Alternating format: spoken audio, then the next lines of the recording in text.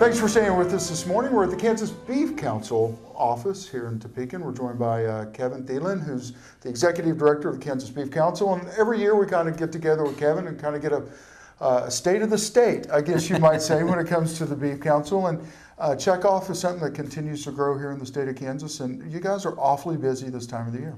Yeah, we are. And first off, Brian, thanks for coming by. I appreciate always having the chance to talk about some of our activities. And you're right, you know, September, October for us, it's kind of that transition period where we're going from talking about grilling into kind of some family meal times and things like that. And so a lot of the events that we do would correspond to that. We have a registered dietitian on staff, Audrey Monroe, and Audrey did a training for the University of Kansas and also Kansas State University dietetics trainings. And so that went on earlier this year. Charlotte Huseman, who's our culinary expert, did a training at Johnson County Community College about 2 weeks ago, where they brought in two different one-day sessions to where basically it was showing KC chefs and other beef kind of specialty folks kind of how to keep beef on the menu.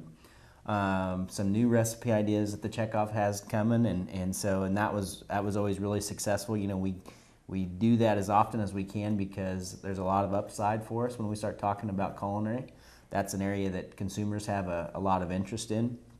And then the last thing that I just wanted to mention here quickly, Brian, beef quality assurance continues to be more important for us from an activity standpoint because our consumers are identifying it as more important. They want to know that there's guidelines out there that farmers and ranchers use to raise cattle. And so it's very important from that standpoint. And then also kind of that message of rancher continuing to improve on their abilities over their production year is very powerful. We use Dr. Dan Thompson to do a lot of those trainings, and you know, Dr. Dan has a great rapport. John Soxy, our industry relations person, is going to be rolling out some of those to FFA chapters across the state of Kansas. And they're going to be doing that on the online format. So a lot of things going on.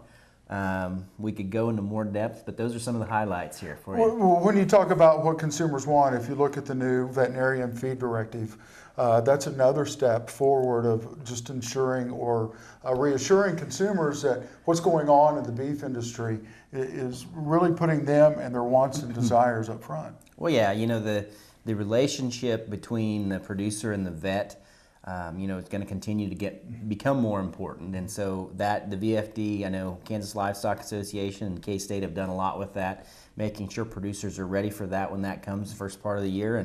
And from our standpoint, from a consumer messaging side, you're right, it is very powerful because people have questions about where their food comes from. This segment brought to you by Farm Bureau, a grassroots ag organization representing the state's farmers and ranchers since 1919. KFB.org. Oldie Seed Farms, carrying soil-specific seed. Find them on the web at oldieseed.com. That's OHLDE seed.com. Grass and Grain, online or in the mail. Keeping Kansas farmers informed for over 60 years. Grassandgrain.com. Kansas Wheat Commission, leaders in the adoption of profitable innovations for wheat. Online at kswheat.com.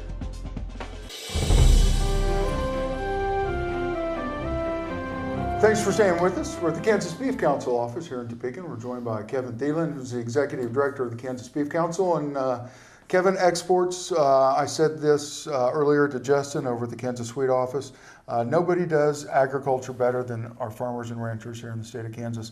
And exports are extremely important to us as we continue to grow. Well, yeah, and you know, being very aware, you know, I know in my small cow herd that I have at home, prices are down. And I think exports are going to be very, very important in the next couple of years. Right now, exports account for 14% of our total beef production. We're exporting outside of this country. And, you know, the real thing that you need to remember there is what we do a lot of times is it's products such as livers that are going to Egypt. And I read a stat a while back that, you know, 90% of all livers that we produce, beef livers, go to Egypt. And you think about the importance of some of those markets, but just incredibly important.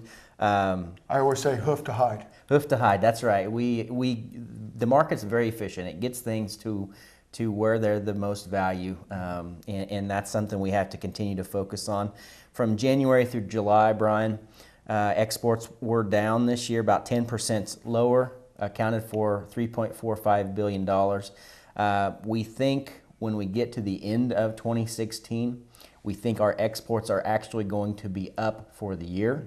You know, last year, prices and the value of the dollar and all of those things kind of worked against us, but I think we see moving forward as a real opportunity, and we're trying to focus on that.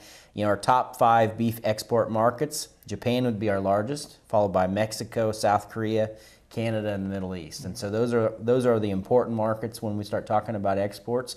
And kind of with the general focus of the importance of those markets, Kansas corn and the Kansas soybean, along with the Kansas Beef Council, we went to the U.S. Meat Export Federation and we targeted South Korea. And we targeted South Korea with basically fresh beef, because what we're seeing is that's a real opportunity. In fact, to this year, South Korea as a market is up 23%. So a lot of opportunity. Korean barbecue is very important. John Soxie and I went and met with a group of South Korean chefs here about 10 days ago.